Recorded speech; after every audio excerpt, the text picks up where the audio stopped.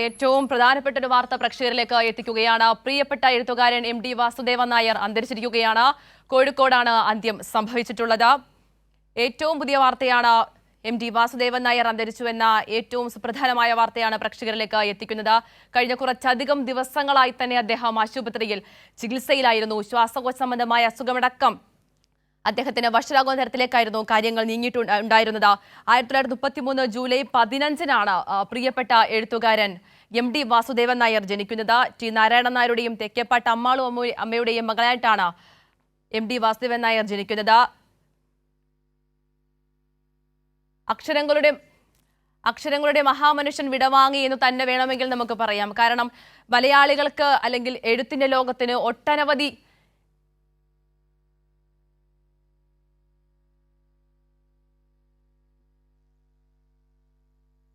ചരിത്രം തുടരുന്നുണ്ടെന്നാണ് പ്രതീക്ഷിക്കുന്നത്. കേൾക്കാൻ സാധിക്കുന്നുണ്ടോ? കേൾക്കുന്നുണ്ട്. ചരിത്ര ഏറ്റവും സുപ്രധാനമായിട്ടുള്ളൊരു കാര്യമാണ് MD വാസുദേവൻ നായർ അന്തരിച്ചു എന്നൊരു വാർത്തയാണ് ഇപ്പോൾ പുറത്തേക്ക് വരുന്നത്. എന്താണ് ഹോസ്പിറ്റൽ എന്നും പറയുന്നത്?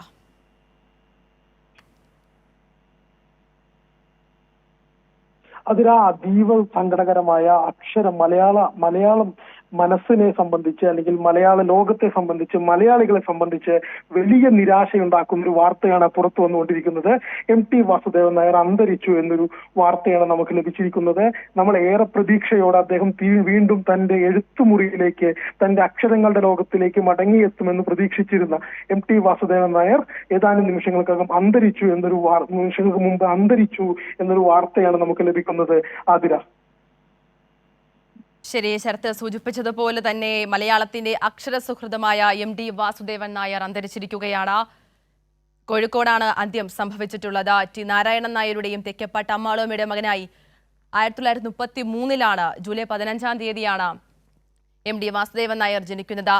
കോപ്പൻ മാസ്റ്ററുടെ കുടിപ്പള്ളിക്കുടത്തിലാണ് വിദ്യാഭ്യാസം ആരംഭിച്ചത്. മലയാളത്തിന് ഒട്ടനവധിയായിട്ടുള്ള അക്ഷരങ്ങളുടെ തന്നെ മായാലോകം സമ്മാനിച്ച പ്രിയപ്പെട്ട എഴുത്തുകാരനാണ് വിടവാങ്ങിയിരിക്കുന്നത്. 1954 ന്യൂയോർക്ക് ഹെറാൾഡ് സംഘടിപ്പിച്ച ലോക ചെറുകഥാ മത്സരത്തിന്റെ ഭാഗമായിട്ടായിരുന്നു അദ്ദേഹത്തിന്റെ ഇത്തരത്തിലുള്ളൊരു സാഹിത്യ ലോകത്തെക്കുള്ളൊരു വരവെന്ന് പറയുന്നത്.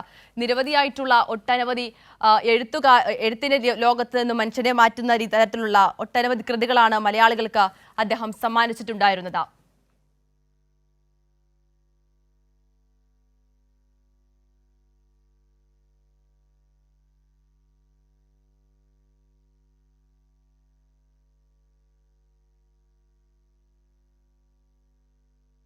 MD വാസുദേവൻ നായർ അന്തരിച്ചുവെന്ന ഏറ്റവും സുപ്രധാനമായിട്ടുള്ള വാർത്തയാണ് പുറത്തേക്ക് വരുന്നത്.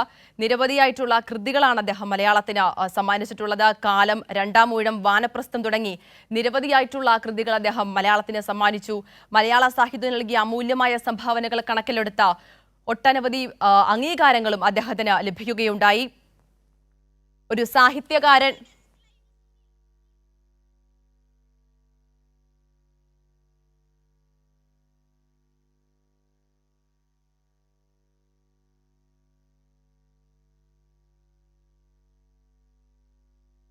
ശരി, ഇപ്പോൾ വിശദാംശങ്ങളുമായി ഇപ്പോൾ ന്യൂസ് ഡെസ്കിൽ നിന്നും സുനിൽ ചേരുകയാണ്. സുനിൽ സൂചിപ്പിച്ചതുപോലെ തന്നെ മലയാളത്തിന് നികത്താനാകാത്ത വിടവെന്ന് വേണമെങ്കിൽ തന്നെ ഈ MD വാസുദേവൻ നായരുടെ നിര്യാണത്തെ നമുക്ക് എഴുതി ചേർക്കാം. സുനിൽ,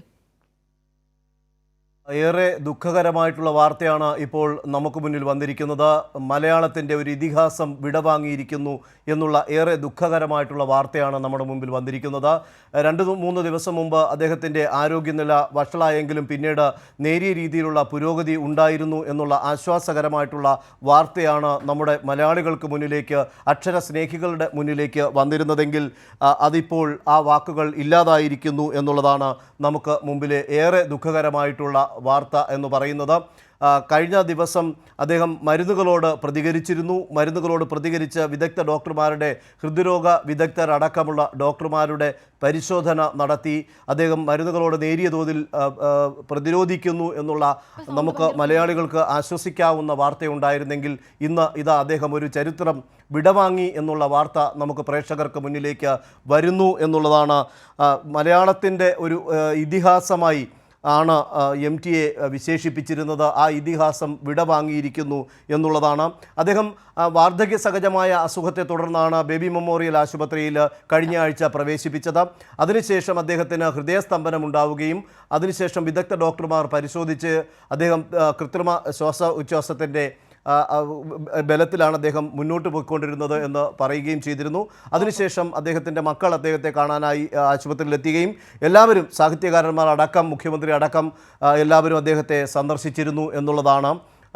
എല്ലാ ഡോക്ടർമാരും കൃത്യമായ രീതിയിൽ തന്നെ ഓരോ മിനിറ്റുകളിലും അദ്ദേഹത്തെ കൃത്യമായ രീതിയിൽ തന്നെ അദ്ദേഹത്തെ പരിശോധിച്ചുകൊണ്ട് അദ്ദേഹത്തിൻ്റെ ജീവൻ നിലനിർത്താൻ വേണ്ടിയിട്ടുള്ള എല്ലാ ശ്രമങ്ങളും ആശുപത്രിയിൽ നിന്ന് അധികൃതർ ചെയ്തിരുന്നു. പ്രത്യേകിച്ച് MT വാസുദേവൻ നായർ എന്ന് പറയുന്നത് മലയാളികളുടെ ഒരു ഹൃദയ വികാരമായി തന്നെയാണ് നമുക്ക് കണക്കാക്കേണ്ടത്. അദ്ദേഹത്തിൻ്റെ വ്യക്തിജീവിതം എടുത്താലും അദ്ദേഹത്തിൻ്റെ രചനകളെടുത്താലും കർമ്മമണ്ഡലങ്ങൾ എടുത്തു കഴിഞ്ഞാലും മലയാളികൾ അങ്ങനെ തന്നെയാണ് അദ്ദേഹത്തെ കണ്ടുകൊണ്ടിരിക്കുന്നത് എന്നുള്ളതാണ് നമുക്ക് മനസ്സിലാക്കാൻ സാധിക്കുന്നത്. ഒരു സാഹിത്യകാരൻ എന്നതിനപ്പുറത്ത് അദ്ദേഹം എല്ലാ കാര്യങ്ങളെയും വളരെ സൂക്ഷ്മതയോടെ നിരീക്ഷിച്ചു പോയിരുന്ന ഒരു സാഹിത്യകാരൻ. അദ്ദേഹത്തിൻ്റെ മേഖലകൾ തിരിച്ച് നമുക്ക് പറയേണ്ടി വരും. അദ്ദേഹത്തിൻ്റെ നോവലിസ്റ്റ്, തിരക്കഥാകൃത്തായാലും ചലച്ചിത്ര സംവിധായകൻ, സാഹിത്യകാരൻ, നാടകകൃത്ത്, ഇങ്ങനെ ബഹുമുഖ പ്രതിഭ എന്ന രീതിയിൽ അതാണ് ഞാൻ നേരത്തെ സൂചിപ്പിച്ചത്.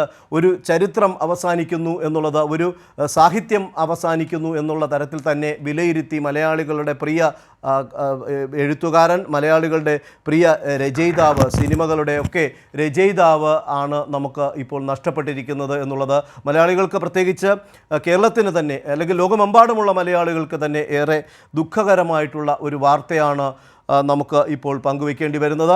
ഇന്നലെയും ആ ആരോഗ്യനിധികൾ സംബന്ധിച്ച് മെഡിക്കൽ ബുള്ളറ്റിൻ ഇറക്കിയപ്പോൾ അദ്ദേഹത്തിൻ്റെ ആരോഗ്യനില സ്ഥിരമായി തന്നെ തുടരുന്നു എന്നുള്ള വാർത്തകളാണ്. ഇന്ന് വൈകുന്നേരത്തോടു കൂടിയാണ് അദ്ദേഹത്തിൻ്റെ ആരോഗ്യനിലയിൽ ഇത്തരത്തിലുള്ള ഒരു മാറ്റം വന്നതും.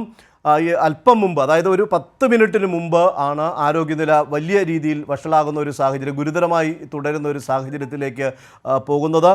കോഴിക്കോട് ബേബി മെമ്മോറിയൽ ആശുപത്രിയിലാണ് അദ്ദേഹത്തെ ഡോക്ടർമാർ ചികിത്സിച്ചിരുന്നത്. അദ്ദേഹം തന്നെ നേരത്തെ തന്നെ അദ്ദേഹത്തെ ജീവിച്ചിരിക്കുമ്പോൾ തന്നെ അദ്ദേഹം ഒരുപാട് കാര്യങ്ങൾ മുന്നോട്ട് വെച്ചിരുന്നു. അദ്ദേഹം ആശുപത്രിയിൽ പോവുകയാണെങ്കിൽ എങ്ങനെയായിരിക്കണം അദ്ദേഹത്തിന് ചികിത്സ നൽകേണ്ടത്, കൃത്രിമമായി അദ്ദേഹത്തെ ജീവൻ വെക്കരുത് അല്ലെങ്കിൽ ജീവന് വേണ്ടിയിട്ടുള്ള കൃത്രിമമായിട്ടുള്ള ഒന്നും ചെയ്യരുതെന്നുള്ള തരത്തിൽ അദ്ദേഹം നേരത്തെ തന്നെ പലരോടും അദ്ദേഹം അത്തരം കാര്യങ്ങൾ പറഞ്ഞിരുന്നു എന്നുള്ളത് നമുക്ക് അറിയാൻ സാധിച്ചിട്ടുള്ള കാര്യമാണ്.